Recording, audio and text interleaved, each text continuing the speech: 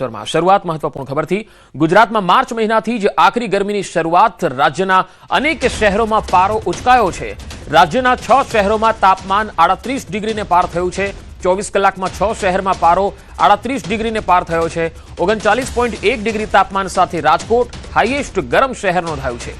ડીસામાં 38.8 degree Celsius તાપમાન છે। અમદાવાદમાં 38.6 ડિગ્રીએ પહોંચ્યો છે ગરમીનો પારો, તો અમરેલીમાં 38.3 અને ગાંધીનગરમાં 38 ડિગ્રી તાપમાન નોંધાયું છે। તો માર્ચ મહિનામાં જ આકરી ગરમી પડવાનું શરૂ થઈ ગયું છે અને પારો તમામ શહેરોમાં હવે ઉચકાઈ રહ્યો છે। ગરમી બપોરમાં ખૂબ જ વધી રહી છે, ત્યારે ફોનલાઈન પર વધુ માહિતી મેળવીએ। સંવાદદાતા વિભુ પટેલ મારી સાથે જોડાયા છે।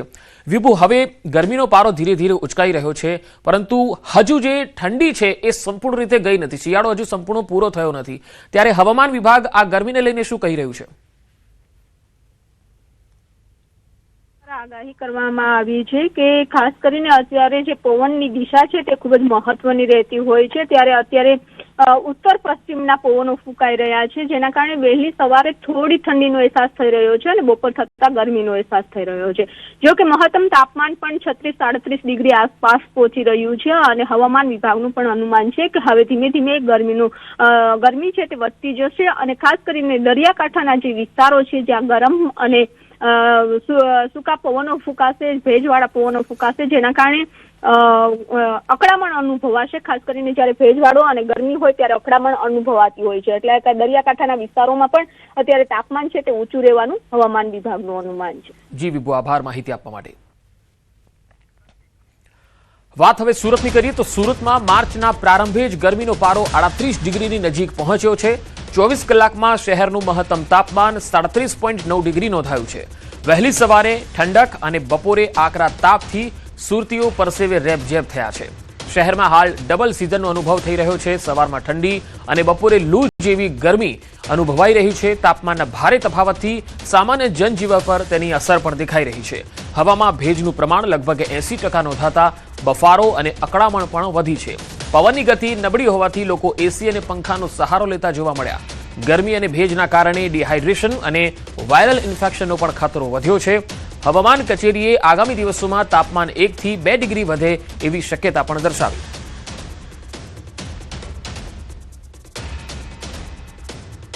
ઉનાળાની શરૂઆત થઈ ચૂકી છે। માર્ચ મહિનાની શરૂઆતથી જ સુરતમાં 37 ડિગ્રી તાપમાન પહોંચ્યું છે। ખાસ કરીને સવારના સમયમાં ઠંડક અને બપોર થતાં કહી શકાય છે કે આકરા તાપનો સામનો સુરતના લોકો કરી રહ્યા છે। જે પ્રકારે માર્ચની શરૂઆતમાં 37.9 એટલે કે 38 ડિગ્રી તાપમાન પહોંચ્યું છે। કહી શકાય સરેરાશ તાપમાન 20.2 સેલ્સિયસ નોંધવામાં આવ્યું છે।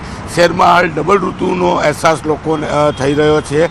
તાપમાનમાં ભારે તફાવતને લઈને સામાન્ય જનજીવન પર અસર જોવા મળી રહી છે। હવામાં ભેજનું પ્રમાણ 80% કરતાં વધ્યું છે, જેને લઈને બફારો અને અસહ્ય ઉકળાટ જોવા મળી રહ્યો છે। તાપમાન હજુ વધશે, એટલે કે હજુ તો માર્ચ મહિનાની શરૂઆતમાં આ સ્થિતિ છે, તો મે મહિના સુધી પહોંચતા સુરતમાં તાપમાનનો પારો વધે અને લોકો અસહ્ય ગરમીથી ત્રાહિમામ પુકારે તેવી સ્થિતિ અત્યારથી જોવા મળી રહી છે। કેમેરામેન જીગર ગુગલ સાથે કીર્તેશ પટેલ, ન્યૂઝ 18 ગુજરાતી, સુરત। રાજ્યમાં 2 દિવસમાં ડૂબી જવાથી 25ના મોત થયા। રાજ્યમાં રાજકોટની અંદર જો વાત કરીએ તો ડૂબી જવાથી 2 તરુણના મૃત્યુ થઈ ગયા, તો દ્વારકામાં ડૂબી જવાથી 1 કિશોરનું મોત થયું।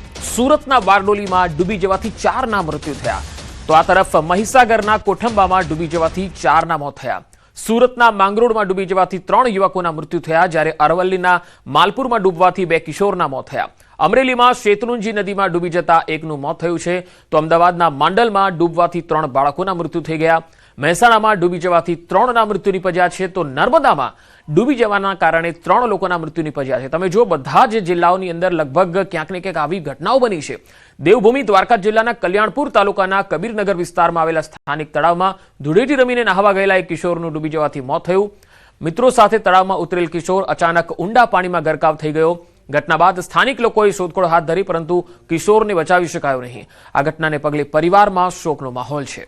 અને સમગ્ર વિસ્તારમાં દુઃખની લાગણી વ્યાપી ગઈ છે. રાજકોટના જામકંડોરણાના બેલા ગામમાં ધૂળેટીનો તહેવાર માતમમાં ફેરવાઈ ગયો. અહીંયા બેલા ગામના સ્થાનિક નદીમાં જ નહાવા પડેલા 2 માસૂમ સગીરોના મૃત્યુ થઈ ગયા. રંગોત્સવની ઉજવણી બાદ નદીમાં નહાવા ગયા હતા આ 13 વર્ષના 2 તરુણો નદીના ઊંડા પાણીમાં ડૂબી ગયા. મહાવીરસિંહ અને આયુષનું મૃત્યુ થઈ ગયું. બંને બાળકોને બેભાન હાલતમાં ધોરાજીની ખાનગી હોસ્પિટલમાં લઈ જવાયા. હોસ્પિટલમાં તબીબે બંને બાળકોને મૃત જાહેર કરતા પરિવારોનું આક્રંદ જોવા મળ્યું. એક જ ગામના 2 આશાસ્પદ બાળકોની ચીર વિદાયથી બેલા ગામમાં ગમગીની વ્યાપી ગઈ. તો અમદાવાદના તળાવમાં ડૂબવાથી 3 બાળકોના મોત થયા. માંડલ તાલુકાના સીતાપુર ગામે ધૂળેટીની ઉજવણી માતમમાં ફેરવાઈ ગઈ. અહીંયા ઝોલાસર તળાવમાં ડૂબી જવાથી 3 બાળકો મૃત્યુ પામ્યા. એ જ રીતે અરવલ્લીની જો વાત કરીએ તો અહીંયા અરવલ્લી જિલ્લામાં વધુ એક દુર્ઘટનામાં 2 લોકોના ડૂબી જવાથી મોત થયા. જેમાં ધનસુરા તાલુકાના 2 આશાસ્પદ યુવાનોના માઝૂમ નદીમાં ડૂબવાથી મૃત્યુ થયા. જાલમપુર નજીક માઝૂમ નદીમાં નહાવા પડેલા 2 મિત્રો ડૂબી ગયા હતા. તો નર્મદામાં સિસોદરા અને ઓરી વચ્ચે નર્મદા નદીમાં ડૂબી જતા 3ના મૃત્યુ થયા.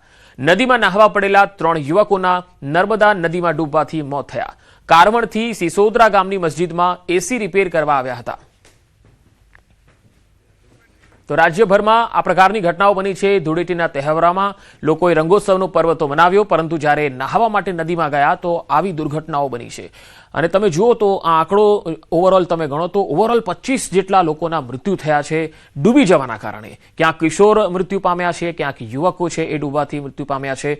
રાજ્યમાં 2 દિવસમાં ડૂબવાના કારણે કુલ 25 લોકોના મૃત્યુ થયા છે. રાજકોટ, દ્વારકા, અરવલ્લી, અમરેલી, અમદાવાદ, સુરત, મહીસાગર, મહેસાણા, નર્મદા, સુરત, તમે જોઈ શકો છો કે લગભગ તમામ આ જે જિલ્લાઓ છે જ્યાં આવી ઘટનાઓ બની છે, જેના કારણે પરિવારમાં આક્રંદનો માહોલ જોવા મળ્યો છે. ક્યાંક રંગોત્સવની જે મજા છે એ માતમમાં ફેરવાઈ ગઈ છે. ઉજવણી જે છે એ માતમમાં ફેરવાઈ ગઈ.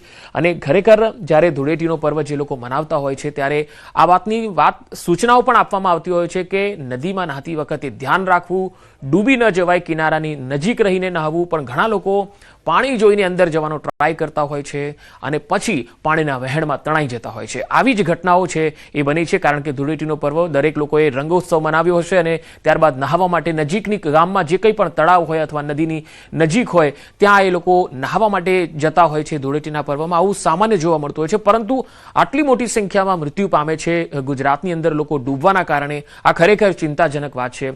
લોકોની અંદર જાગૃતિ, એલર્ટનેસ આવે ખૂબ જરૂરી છે. જો આ પ્રકારે નહાવા ન ગયા હોત તો પણ એમનો જીવ બચી શક્યો હોત, પરંતુ ઘણા લોકો નદીમાં જ નહાવું, ધૂળેટીના દિવસે તો નદી અને તળાવમાં જ જવાનું નહાવા, આ જે હઠ લઈને બેઠા હોય છે એના કારણે પણ ક્યાંક ને ક્યાંક આવા બનાવો બનતા હોય છે. કારણ કે જાગૃતિનો અભાવ, ત્યાં વડીલોનો પણ અભાવ, વડીલોની હાજરી હોતી નથી અને બાળકો આ રીતે નહાતા હોય છે.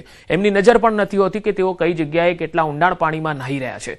અને આવા બનાવો એ ક્યાંક ને ક્યાંક અજાણતા અથવા આપણી બેદરકારીના કારણે પણ સર્જાતા હોય છે. ખૂબ જ દુઃખદ ઘટના છે, ગંભીર બાબત છે, ચિંતાજનક બાબત છે અને આ ખરેખર આખા રાજ્ય માટે ખરેખર ચિંતાજનક વાત છે. આના ઉપર વિચાર થવો જોઈએ. વાત કચ્છની. કચ્છમાં નર્મદા કેનાલમાં 2 બાળકો ડૂબ્યા. અહીંયા 2 અલગ અલગ સ્થળોએ ડૂબવાની ઘટના બની. ગઈકાલે કેનાલમાં ડૂબ્યા હતા આ બાળકો અને બાળકોની ભાળ ન મળતા લોકોમાં આક્રોશ જોવા મળ્યો. ગાંધીધામના શિણાઈ નજીક અને શનિદેવ મંદિર નજીક કેનાલમાં બાળકો ડૂબ્યા છે. બંને સ્થળે સ્થાનિક તરવૈયા અને ફાયર બ્રિગેડની ટીમ દ્વારા શોધખોળ કરવામાં આવી રહી છે. એસડીએમ અહીંયા ઘટના સ્થળે પહોંચ્યા છે. ભુજ ફાયર બ્રિગેડની ટીમની પણ અહીંયા મદદ લેવાઈ રહી છે. કેમેરાવાળી બોટથી અત્યારે શોધખોળ ચાલી રહી છે. જોકે હજુ સુધી કોઈ પતો મળ્યો નથી. ગઈકાલે કેનાલમાં આ 2 બાળકો ડૂબ્યા હતા, એમની શોધખોળ કરવામાં આવી રહી છે. જોકે હજુ સુધી કોઈ ભાળ મળી નથી. એસડીએમ પણ સ્થળ પર આવી ગયા છે.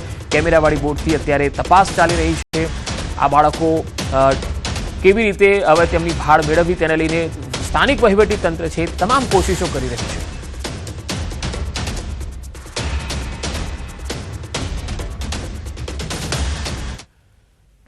અમદાવાદની એસવીપી હોસ્પિટલ વિવાદમાં આવી. અહીંયા દર્દીની પુત્રીએ હોસ્પિટલની બેદરકારીના દાવા સાથે એક વિડીયો વાયરલ કર્યો. ક્ષિતાશા સોની નામની યુવતીએ વિડીયો બનાવીને દાવો કર્યો કે તેમના માતા ગીરા સોનીને કફની સારવાર માટે દાખલ કરાયા હતા, પરંતુ હોસ્પિટલની બેદરકારીને કારણે માતાનું મોત નીપજ્યું. ક્ષિતાશા સોનીએ આક્ષેપ કર્યો કે હોસ્પિટલ તંત્રની બેદરકારીને કારણે માતાની સ્થિતિ વધારે ખરાબ થઈ. ઘટનાની ગંભીરતા અને વાયરલ વિડીયોને લઈ એસવીપી હોસ્પિટલના સુપ્રિન્ટેન્ડન્ટે તપાસના આદેશ આપ્યા. તપાસ રિપોર્ટ બાદ આગળની કાર્યવાહી હાથ ધરાશે.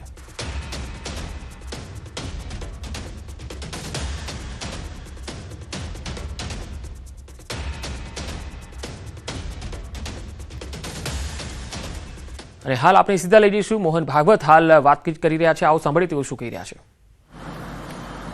काम एक ही है, दो अलग स्वरूपों में चलता है, क्योंकि मनुष्य समाज विविध है। एक ही रास्ते से सब लोग चलेंगे नहीं, सबको अपने रुचि प्रकृति के अनुसार अलग अलग रास्ता चाहिए। तो रास्ते अलग है लेकिन जाना एक ही है, यह समझकर अपने अपने रास्ते पर श्रद्धा से चलना और रास्तों को लेकर आपस में बंटना नहीं, एक दूसरे को पूरक बन के चलना, ऐसे चलना पड़ेगा।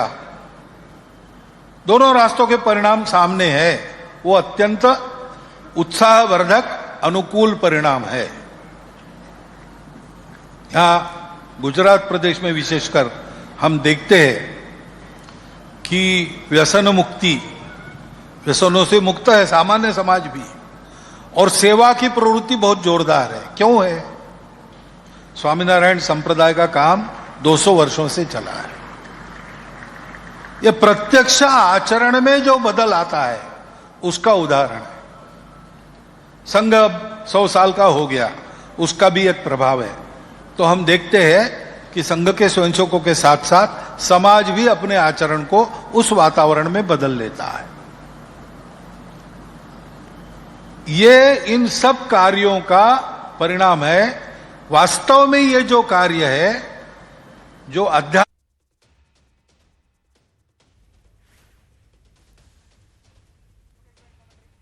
તો આરએસએસના સરસંઘચાલક મોહન ભાગવત અમદાવાદની મુલાકાતે અને તેમણે સંબોધન કરતા જણાવ્યું કે ધર્મ બધાને સાથે જોડીને ચાલતો હોય છે, દરેકની રુચિ પ્રકૃતિ અનુસાર પોતે રસ્તાઓ લોકો પસંદ કરતા હોય છે, પણ જવાનું તો એક જ જગ્યાએ છે અને દરેક ધર્મમાં જે આચરણ છે એ કઈ રીતે આચરવું એ શીખવવામાં આવે છે।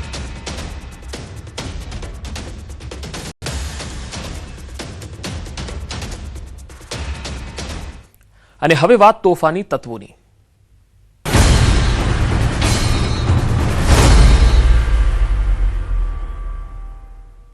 અમદાવાદમાં અસામાજિક તત્વો બેફામ બની ગયા છે। બાપુનગરમાં નજીવી બાબતે આતંક મચાવ્યો। ધૂળેટી પર 4 શખ્સોએ છરી વડે હુમલો કરી દીધો। આ તસવીરો જુઓ। કલર લેવા ગયેલા પુત્રને આરોપીઓએ ધમકાવ્યો હતો। પિતાને જાણ થતા આરોપીઓ પાસે પહોંચ્યા। આરોપીએ પિતા અને તેના ભાઈ પર હુમલો કરી દીધો। ઇજાગ્રસ્તને સારવાર માટે હોસ્પિટલમાં ખસેડાયા છે। પોલીસે 4 આરોપીઓ સામે ફરિયાદ નોંધાવી છે। વધુ માહિતી મેળવીએ સંવાદદાતા ઋત્વિજ સોની જોડાયા છે। ઋત્વિજ, શું વધુ માહિતી?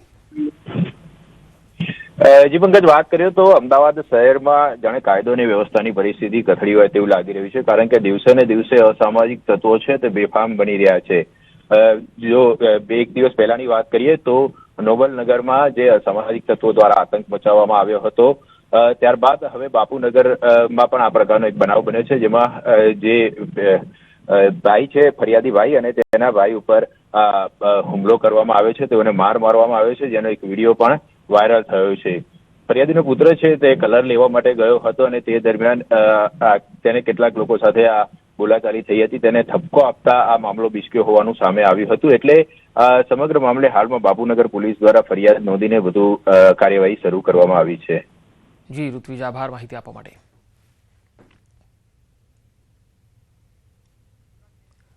તો અમદાવાદમાં શાહ આલમમાં હુમલાની ઘટના બની છે। પિતા પુત્ર પર છરીથી હુમલો થયો, જે તસવીર પણ તમે જોઈ શકો છો। આખી ઘટના સીસીટીવીમાં કેદ થઈ છે। કાર પર પાણી ઉડવાની બાબતે ઝઘડો થયો અને આખી ઘટના સીસીટીવીમાં તમે જોઈ શકો છો। 2 લોકો વિરુદ્ધ પોલીસ ફરિયાદ પણ થઈ છે।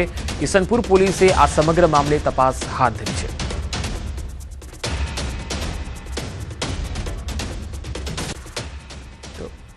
તો હવે સુરતની એક બીજી ઘટના આપણે બતાવીએ। આ તસવીરો જુઓ। મોટા વરાછા વિસ્તારનો આ બનાવ, જ્યાં લોકોએ નશામાં ધૂત એક યુવકને ઢોર માર માર્યો। જાહેરમાં યુવાનને માર મારવામાં આવ્યો। નશાની હાલતમાં યુવાને અકસ્માત સર્જ્યો હતો। 2 યુવાનો પર લોકોએ હાથફેરો પણ કરી લીધો। ઉત્તરાણ પોલીસે આ સમગ્ર બાબતે હવે તપાસ હાથ ધરી છે।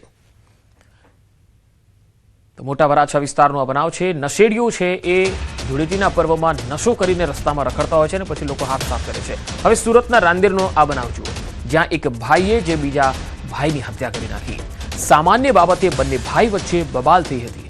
ચપ્પુના ઘા મારીને પિતરાઈ ભાઈની હત્યા કરી। રમજાન નિમિત્તે રાંદેર પોતાના મામાને ત્યાં ફરવા માટે આવ્યા હતા અને હાલ સમગ્ર મામલે રાંદેર પોલીસ હત્યાનો ગુનો નોંધીને તપાસ કરી રહી છે. તો ચપ્પુના ઘા મારીને એક ભાઈએ જ પોતાના ભાઈની હત્યા કરી નાખી. અહીંયા ભાઈ જ ભાઈનો નથી અને અહીંયા રાંદેરમાં